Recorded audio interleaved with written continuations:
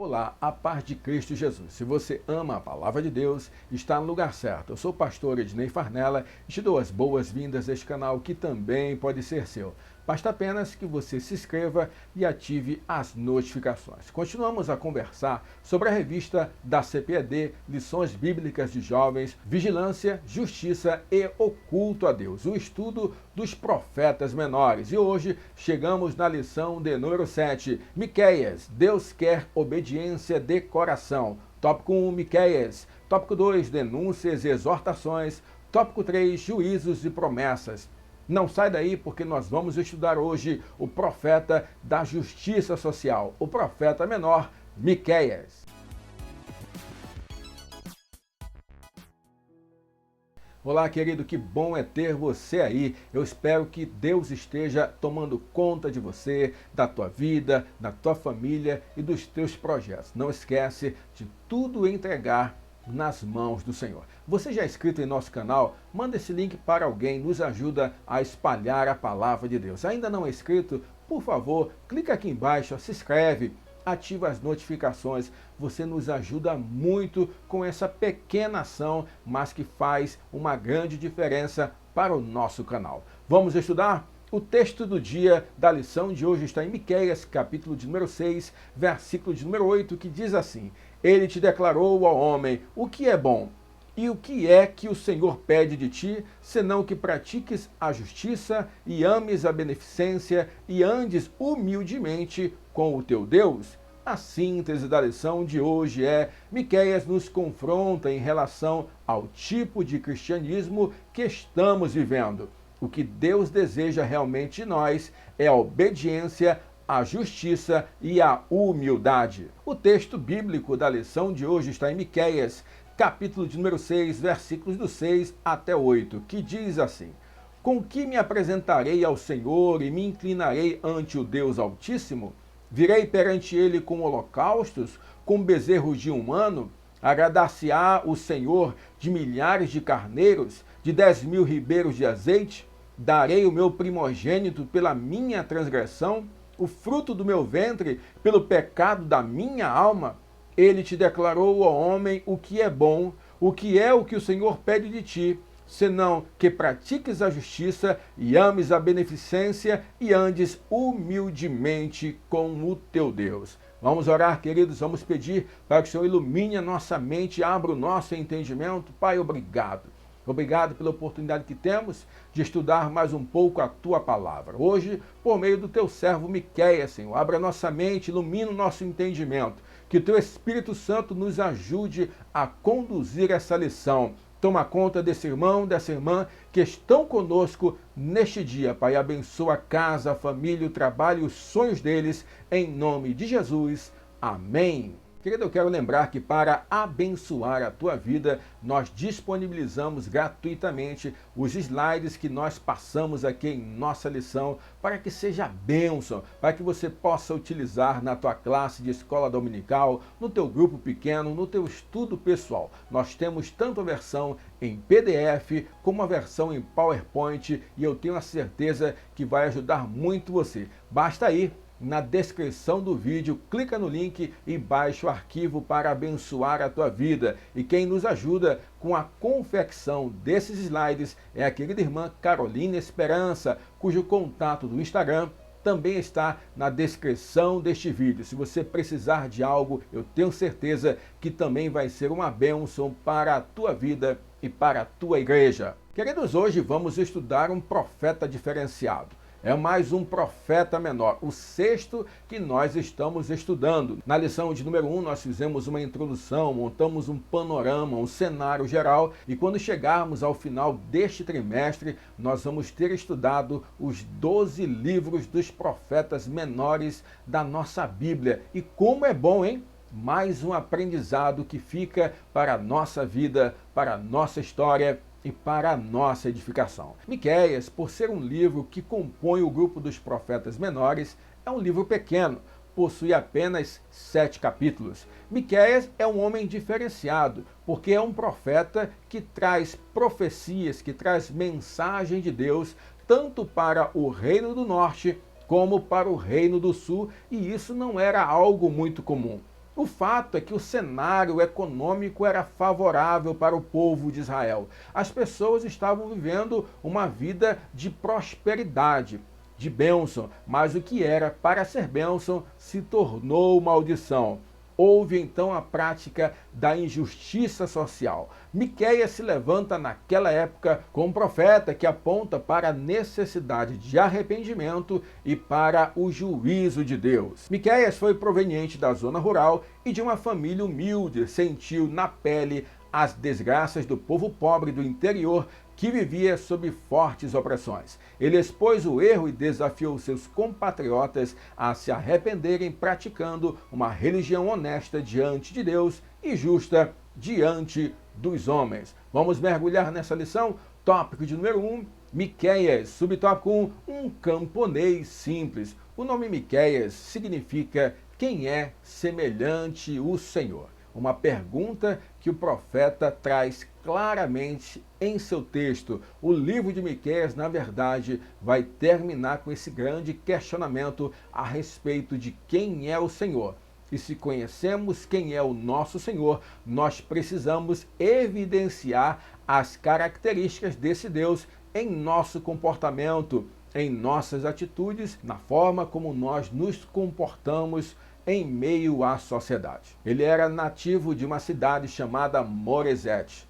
Ele era alguém que representava o homem do campo, e Deus sabe exatamente sempre o que faz. Não é à toa que Deus comissiona, que Deus vocaciona, que Deus chama Miqueias. Ele chama Miqueias para representar a voz do oprimido, para representar a voz do homem do campo, do homem simples, do homem que não se apaixonou pela riqueza e pelo poder, para dizer que é necessário haver arrependimento, mudança de atitude e prática da justiça social. Miqueias foi aquele que ouviu o grito dos oprimidos e foi usado por Deus para levantar uma palavra profética para a sua geração.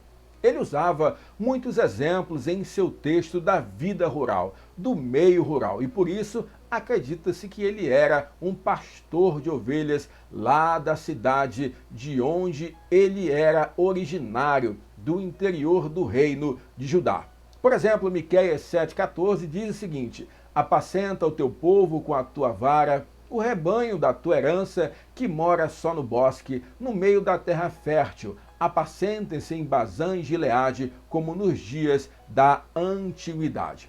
Percebemos então que os exemplos do campo eram comuns na palavra profética do profeta Miqueias. Algo que era importante e diferente para aquela época, enquanto os sacerdotes, aqueles que eram responsáveis pela adoração, estavam se envaidecendo, enriquecendo naquela época, Miqueias aparece como alguém do campo, alguém simples, alguém humilde. E nós precisamos entender que o nosso Deus é aquele que age na simplicidade, que o nosso Deus é aquele que enxerga todas as pessoas de maneira equivalente, de maneira a não diferenciá-las pelas suas posses, pelas suas riquezas. Deus enxerga o homem no coração. Deus enxerga o homem nas suas reais intenções de se aproximar de um relacionamento para com ele. No entanto, é importante fazer um alerta. Muitas pessoas vinculam a questão da humildade, da simplicidade com a pobreza. Não necessariamente há essa relação. É lógico que o próprio Jesus advertiu contra o perigo da riqueza, que é muito mais fácil um camelo, por exemplo, passar pelo buraco de uma agulha do que um rico entrar no reino dos céus. Porque é normal que as pessoas se envaideçam pelo poder, se apaixonem pela riqueza e sejam verdadeiros adoradores de Mamon. Nós vemos isso em nossos dias. Quantas são as pessoas que deixam de ir ao culto, praticar a adoração, ter uma vida devocional por uma busca incessante pela riqueza e pelo poder.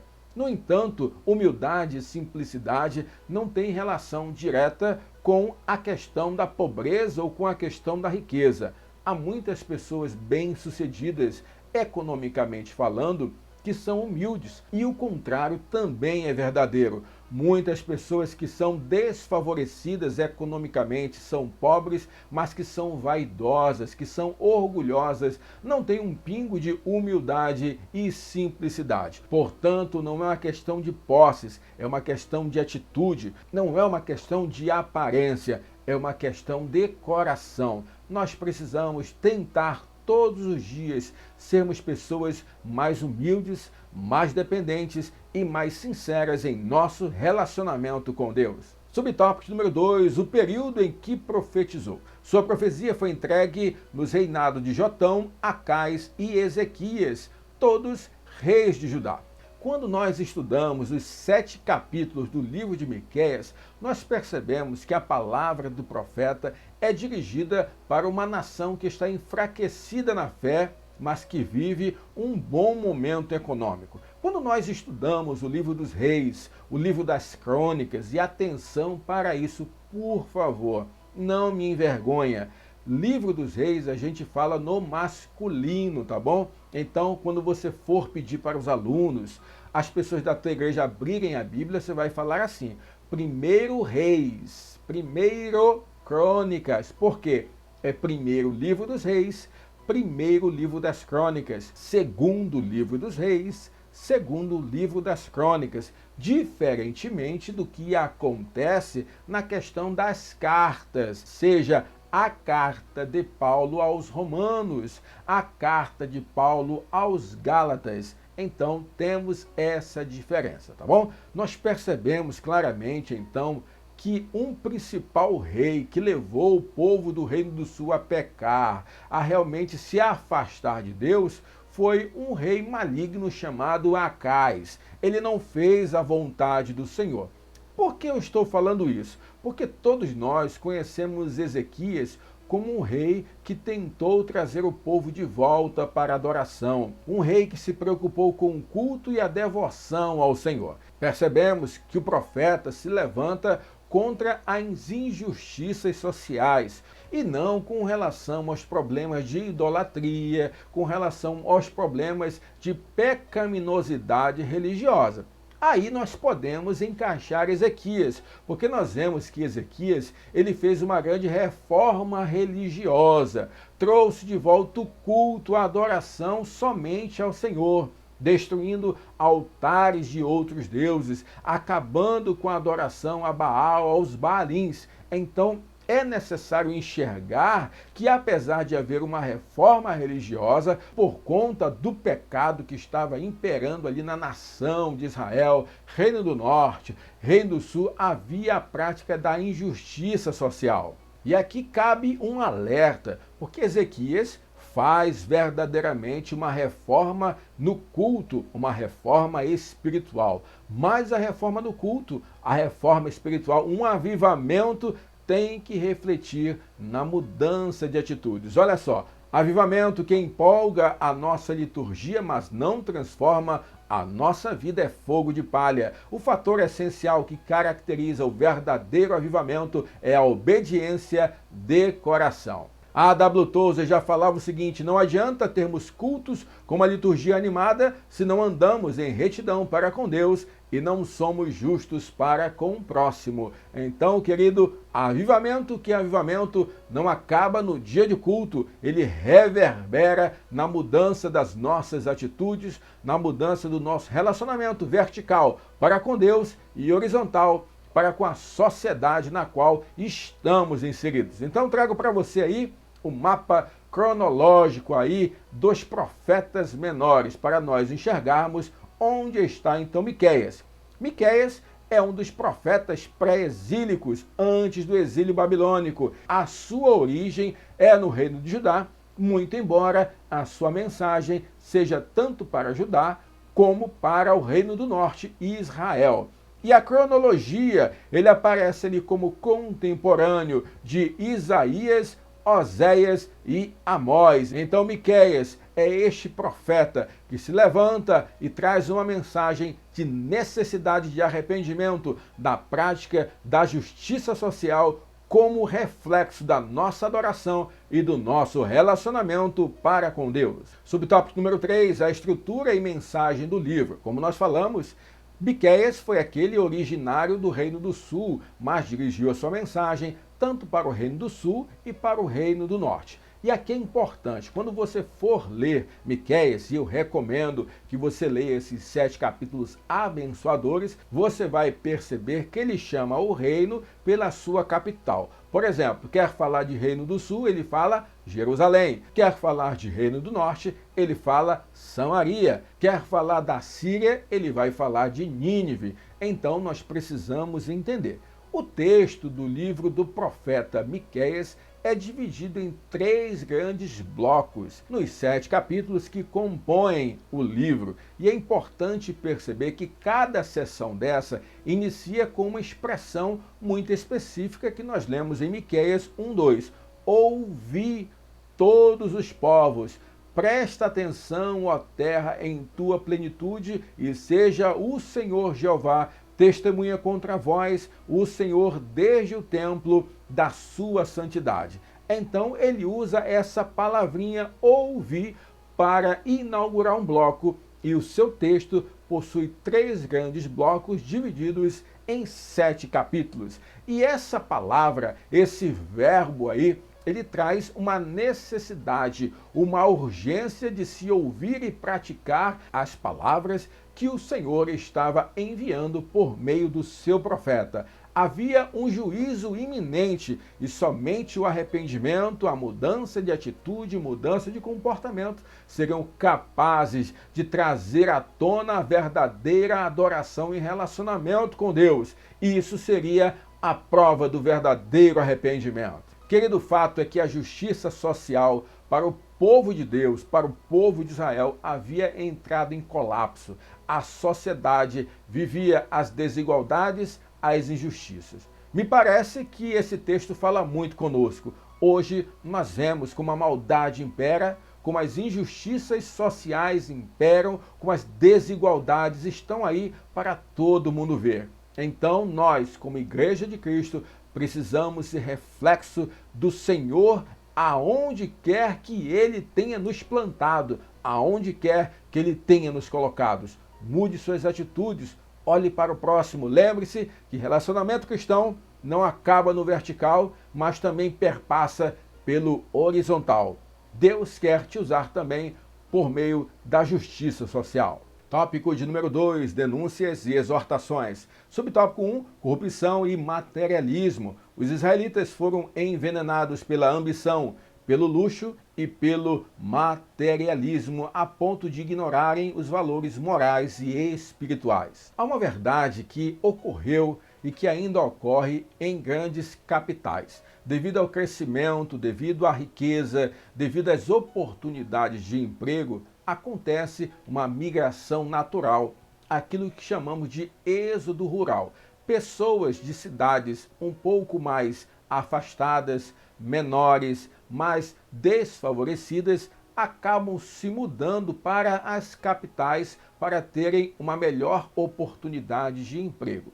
Hoje, na verdade, acontece um movimento inverso. Devido à violência das grandes capitais, dos grandes centros urbanos, na verdade as pessoas estão procurando novamente o caminho das pequenas cidades para constituírem, para criarem família, para na verdade darem uma boa educação com o mínimo de segurança para os seus filhos. No entanto, este ainda não era o cenário ali do povo de Israel. O fato era que tanto Jerusalém, do Reino do Sul, como Samaria, no Reino Norte, havia ocorrido um grande crescimento econômico. Na verdade, a riqueza, os portos, o emprego era mais abundante, era mais farto. Então, por isso, houve um grande êxodo rural de cidades como as do profeta Miqueias, que ficavam próximos ali à cidade de Jerusalém.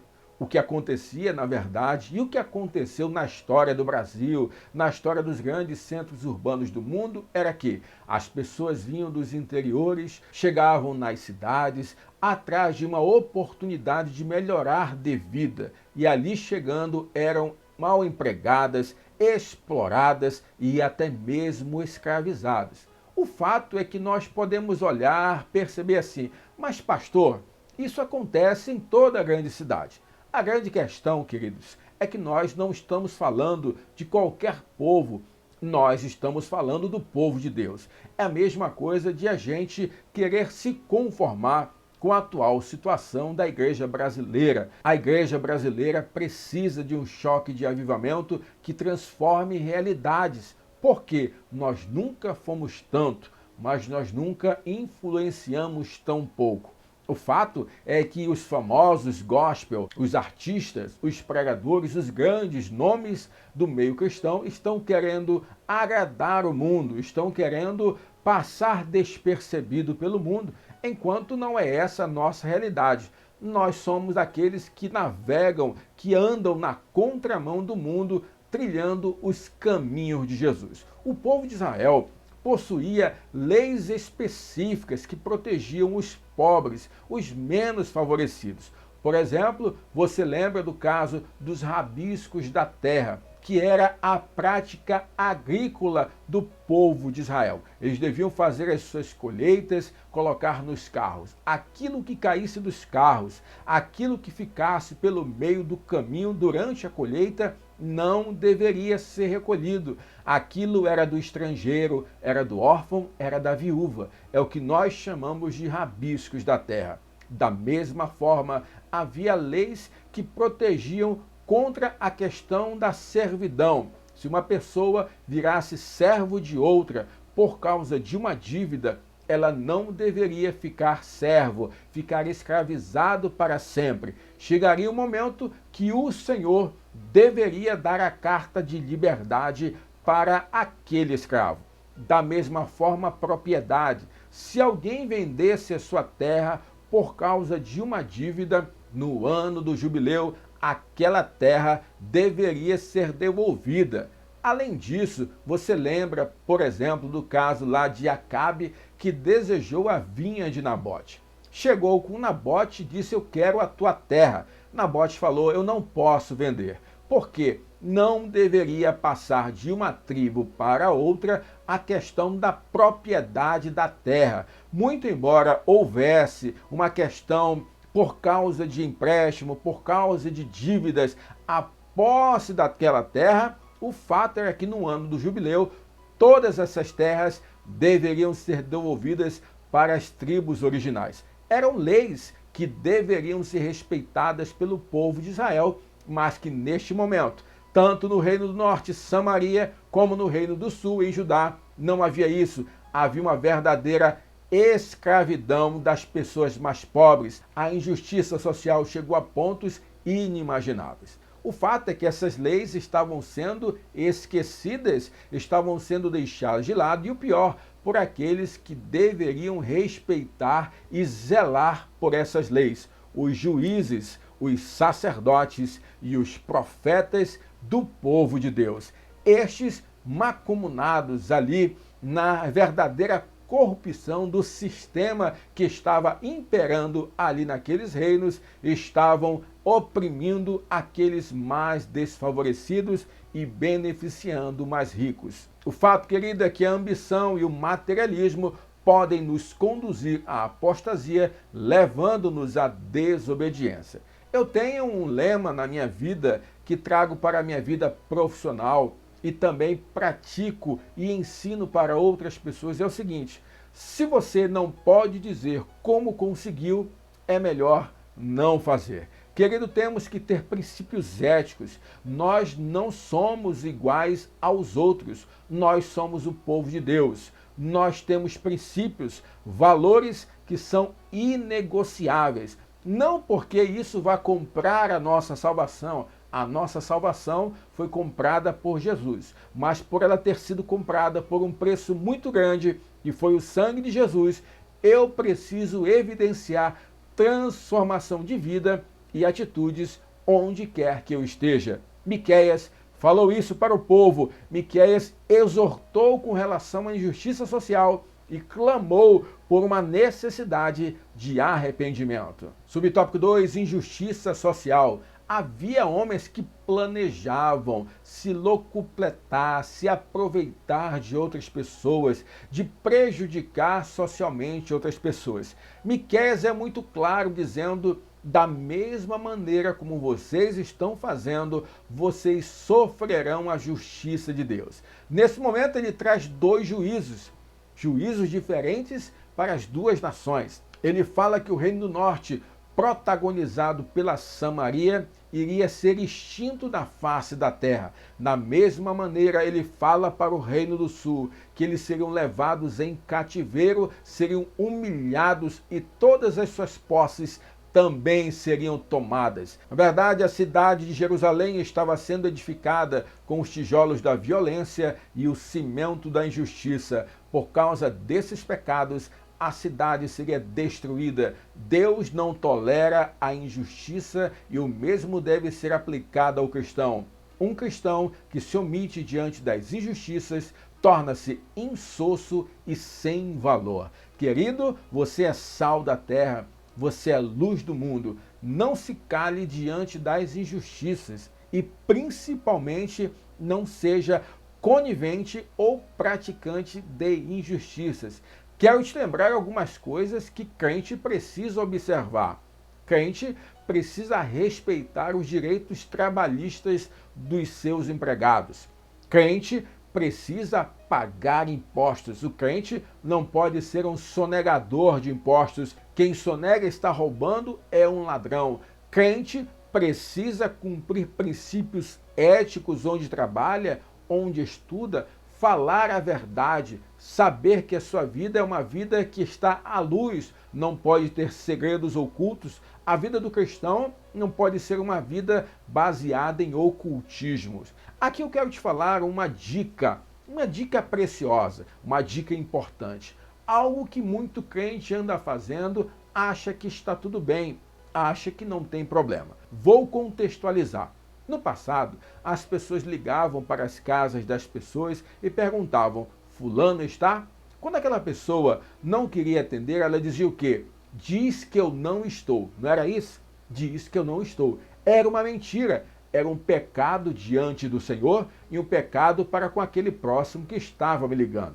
Hoje, na era moderna, na era do WhatsApp, nós temos algo muito parecido. Se você, meu irmão, tem no seu aplicativo aquela função que não permite que as outras pessoas percebam que você lê a mensagem. Você então lê a mensagem, mas não deixa que a outra pessoa saiba que você leu. Eu quero te falar, da mesma maneira você está errando. Você está vivendo uma vida de falsidade. Se você não quer responder, não responda. Você não é obrigado a responder. Mas não minta. Não tenha uma vida igual a das outras pessoas que não têm princípios éticos. Nós somos cristãos, vivemos realidade, enfrentamos as coisas de frente. Então, um recadinho para você, muda aí essa questão no teu WhatsApp, isso é muito feio. Onde trabalho, eu enxergo as pessoas profissionais assim como maus profissionais. E aí fico muito mais triste quando vejo isso da parte de um cristão. Então, se arrependa, muda isso. Conserte esse WhatsApp em nome de Jesus. Subtópico número 3, a obediência de coração. Muitos eram os problemas, nós já falamos aqui, havia injustiça social, desigualdade, exploração e até servidão ali no meio do povo de Israel. Mas, mesmo assim, eles se consideravam um povo da adoração. Por quê? Porque faziam os seus sacrifícios, faziam os seus rituais. Os sacerdotes, cheios de pose ali, se achavam ainda homens de Deus. Os profetas ali, falsos profetas, diga-se de passagem, achavam que estavam cumprindo o seu papel diante do Senhor. Queridos, quero falar uma coisa, isso é aparência, isso é religiosidade. Não adianta nada nós sairmos da nossa casa, prestarmos um culto, achando que estamos fazendo algo muito importante, achando que nós seremos merecedores de algo porque estamos indo para o culto, porque estamos fazendo algo para a obra do Senhor. Eu quero te falar, querido, Deus conhece a motivação do nosso coração. Nós precisamos nos questionar por que nós estamos indo para a igreja. porque nós prestamos um culto ao Senhor. O que aquilo representa para nós? Porque não adianta nada eu chegar, cantar, ouvir a palavra, ter uma prática, uma vida de religiosidade e não ter mudança de vida, mudança de atitude, mudança verdadeira.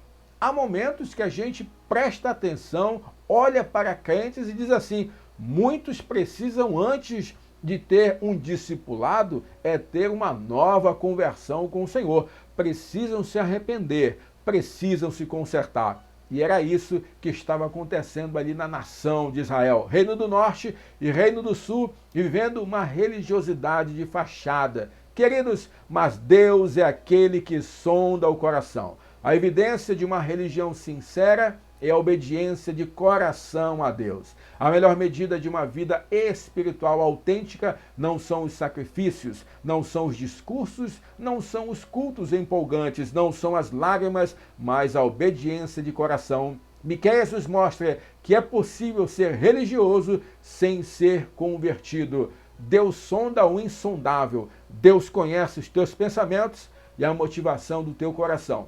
Não esquece disso toda vez que você for para a tua igreja local. Tópico de número 3, juízos e promessas. Subtópico 1, o juízo divino. Miqueias deixa claro que Deus instauraria um tribunal para julgar Samaria e Judá, Reino do Norte e Reino do Sul. Deus haveria de trazer justiça. Haveria então a destruição do Reino do Norte e haveria cativeiro para o Reino do Sul como consequência das suas atitudes. Queridos, não esqueça algo que já falamos aqui algumas vezes. Deus perdoa pecados, mas Deus é justo para nos fazer lidar com as consequências das nossas atitudes erradas. É melhor, portanto, não pecar do que pecar, pedir perdão e ter que lidar com as consequências erradas. O quadro, portanto, apresentado era de verdadeira e completa destruição. Jerusalém sofreria o cativeiro babilônico como forma de purificação. O povo estava no banco dos réus e seria julgado pelo Criador. Nossos pecados jamais ficarão impunes diante de Deus. Deus tudo vê e tudo sabe, querido. Deus conhece o nosso coração.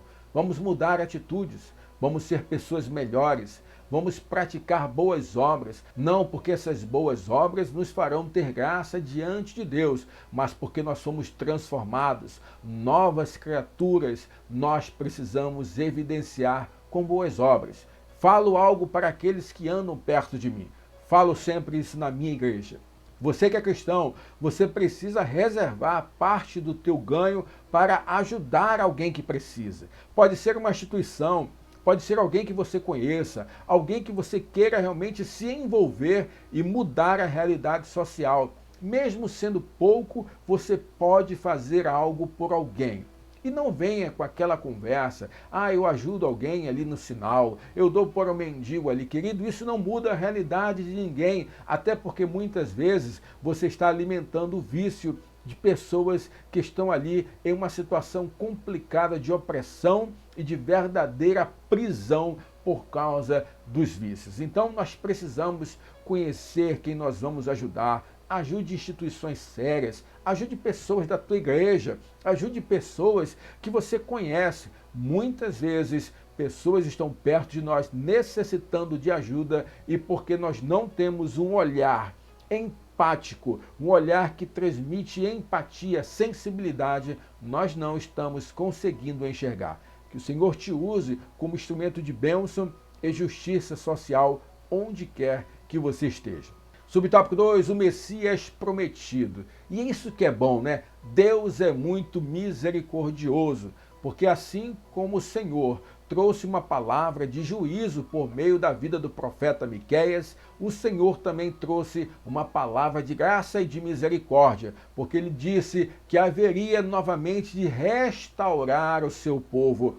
Deus sempre exercendo misericórdia. E o mais legal E o mais empolgante, o mais sensacional do livro de Miqueias é que ele já aponta para Jesus. Ele já aponta para o Messias prometido, fazendo inclusive a comparação entre uma mulher que sente as dores de parto. Haveria dor, haveria uma necessidade de sentir todo aquele momento de angústia, mas o momento seguinte, para uma mulher grávida, o momento do nascimento do seu filho, é um momento que faz tudo valer a pena. Deus fala que o momento da restauração, o momento do Messias faria tudo valer a pena, porque Deus estava tratando o seu povo, estava restaurando o seu povo. E é muito interessante que Miqueias já traz a profecia de Jesus, inclusive da cidade em que Jesus haveria de nascer. Olha só, Miqueias 5:2. E você, Belém Efrata, que é pequena demais para figurar como grupo de milhares de Judá, de você mesmo sairá aquele que há de reinar em Israel, e cujas origens são desde os tempos antigos, desde os dias da eternidade. E nós sabemos que o nosso Jesus nasceu em Belém, ali da Judéia, uma pequena cidade, mas de grande importância para a humanidade, porque trouxe o Rei das Nações, o Rei que vive e reina soberanamente por toda a eternidade. Subtópico número 3, o verdadeiro cristianismo. O livro de Miqueias traz um trocadilho com o seu nome, e ele encerra trazendo justamente essa pergunta, dizendo: quem é semelhante ao Senhor? Miqueias traz os atributos de Deus. Traz um Deus justo, um Deus compassivo, um Deus misericordioso e que exige um relacionamento sincero daqueles que com ele se relacionam.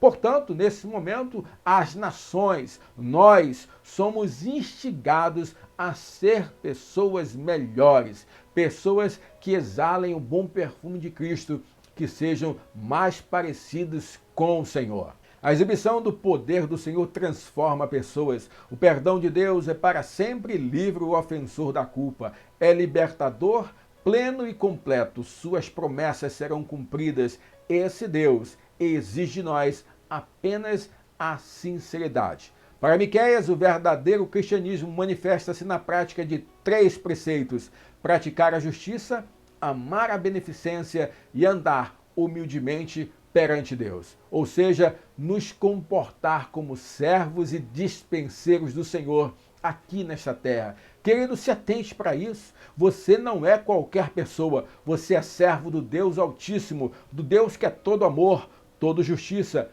todo misericórdia, e o mundo espera de nós que nós espelhemos características, atributos que são comunicáveis conosco. Deus é plenamente justo, mas comunica conosco a questão do atributo da justiça.